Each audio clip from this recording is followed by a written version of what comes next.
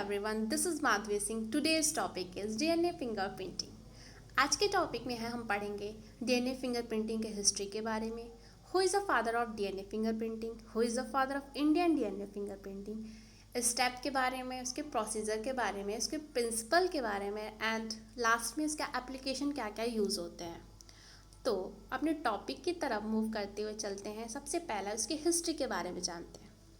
तो हिस्ट्री में है study of finger palm Sole is called डर्मेटोग्लिपिंग. अगर हम स्टडी करते हैं फिंगर की, पाम की, सोले की, तो उस स्टडी को हम बोलते हैं डर्मेटोग्लिपिंग. इंडिया में in India the science of fingerprints was discovered by chance during a murder investigation in Jalpaiguri.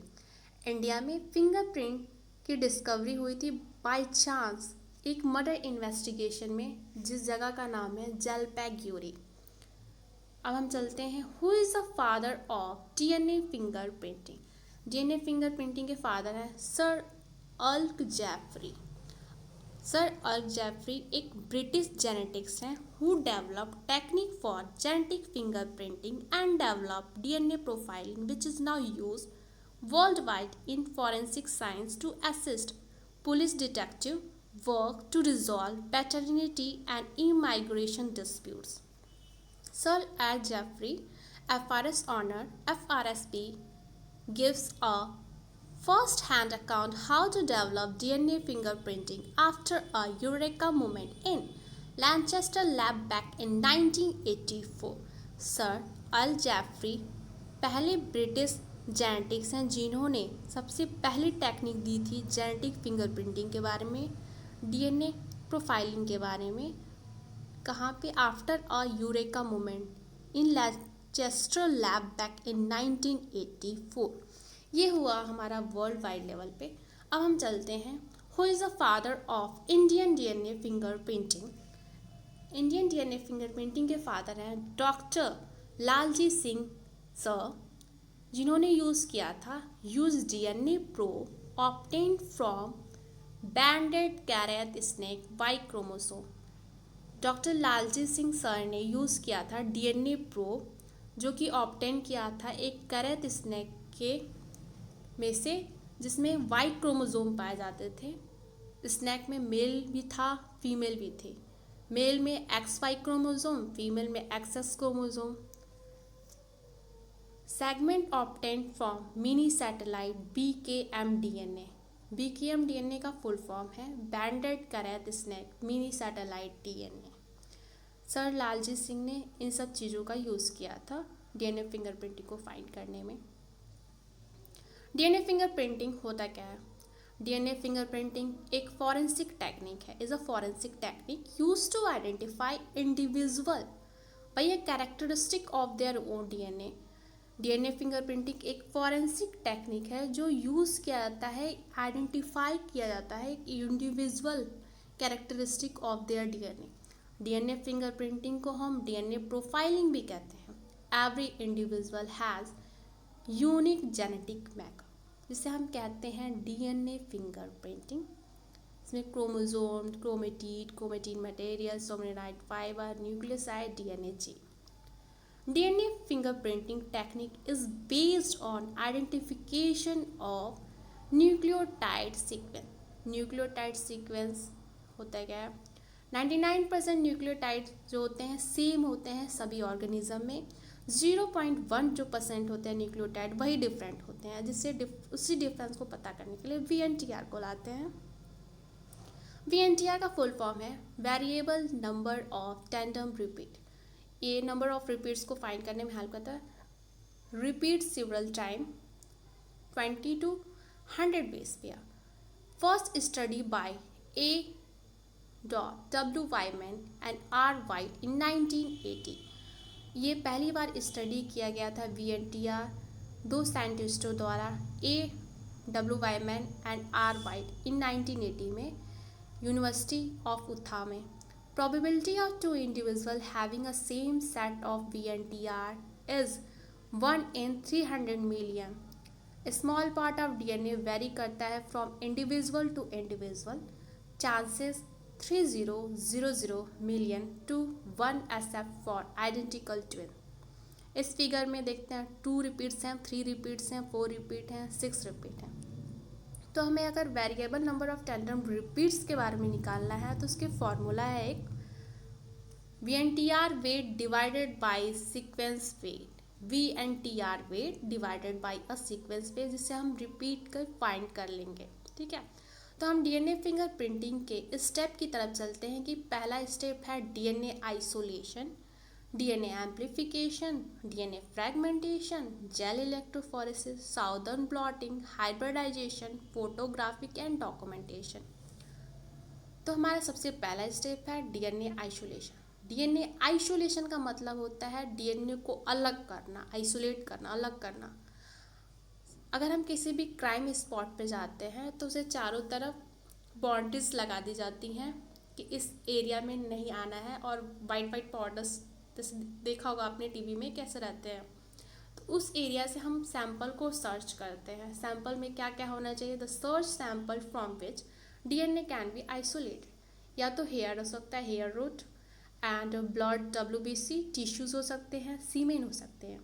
Any of the sample obtain, वहाँ से अगर इसमें से कोई भी सैंपल मिलता है उसे हम ऑब्टेन करते हैं, फिर डीएनए को आइसोलेट करते हैं। पर जो डीएनए का अमाउंट होता है बहुत ही कम होता है, तो उसे हम ज़्यादा करने के लिए हम क्या करते हैं? दूसरा स्टेप है डीएनए एम्प्लीफिकेशन। डीएनए एम्प्लीफिकेशन में क्या होगा? डीएनए एम्प्लीफिकेशन मल्टीपल कॉपी बनाएंगे पीसीआर के थ्रू। पीसीआर एक इन विट्रो लैब टेक्नोलॉजी है जो पॉलीमरेज चेन रिएक्शन के थ्रू किया जाता है, जिसमें हम मल्टीपल कॉपी को जनरेट करते हैं। ठीक है, तो इसमें पढ़ लेते हैं DNA amplification. DNA sample obtain is amplified in vitro lab PCR technology polymerase chain reaction. Multiply copy are generated in shorter time. मतलब कम समय में हम सबसे ज़्यादा मल्टीपल कॉपीज को बना लेते हैं। डीएनए हमारा तीसरा स्टेप है DNA fragmentation. DNA sample is subjected to RE restriction endonucleases. Double strand DNA is broken into a many fragment. DNA RFLP restriction fragment length polymerase. DNA will be of different length. DNA fragmentation में हम क्या करेंगे? Restriction एंडोन्यूक्लियाइज के help से DNA sample को हम छोटे छोटे टुकड़े में कर देते हैं, जो कि सभी का अलग अलग लेंथ होता है। RFLP भी कराते हैं। फिर स्टेप 4 जो सबसे इम्पॉर्टेंट है हमारा, जेल इलेक्ट्रोफोरेसिस। जेल इलेक्ट्रोफोरेसिस में क्या होता है? इलेक्ट्रो मीन्स करेंट, फोरेसिस मतलब मूवमेंट, मतलब इलेक्ट्रॉन की हेल्प से, मतलब करंट की हेल्प से डीएनए को मूव कराना। तो इसमें क्या होता है कि DNA fragmentation are separated based on their size. Use करते हैं agarose gel. Charge of DNA is negative charge. DNA is added at negative end. Current flow from negative to positive. तो हम देखते हैं कि जेल इलेक्ट्रोफोरेसिस की machine में क्या क्या होता है, मैं बताना चाहूँगी। Comb tray, casting tray is a casting tray में हम इसे कास्ट करते हैं। कास्टिंग जो ट्रे होता है उसमें हम कास्ट करते हैं, बगल बगल में टेप लगा देते हैं, फिर एग्रोस जेल डालते हैं जो लिक्विड फॉर्म में होता है, जो बाद में जाके सॉलिफाइड हो जाता है। सॉलिफाइड होने के बाद जो एग्रोस जेल है उसमें से हम अपना कॉम्ब को निकाल लेते हैं, जिसकी वजह से वेल क्रिएट हो जाएगा वहाँ पे। फिर बाद में सपोर्ट लगाएंगे जो जेल कास्टिंग के लिए उसे रिमूव कर देते हैं। वेल जो क्रिएट हो गया है वो एग्रोस जेल का वेल होता है। सबसे पहले वेल में डीएनए सैंपल को डालते हैं जो हमने क्राइम स्पॉट से डिटेक्ट किया था, जो मिला था।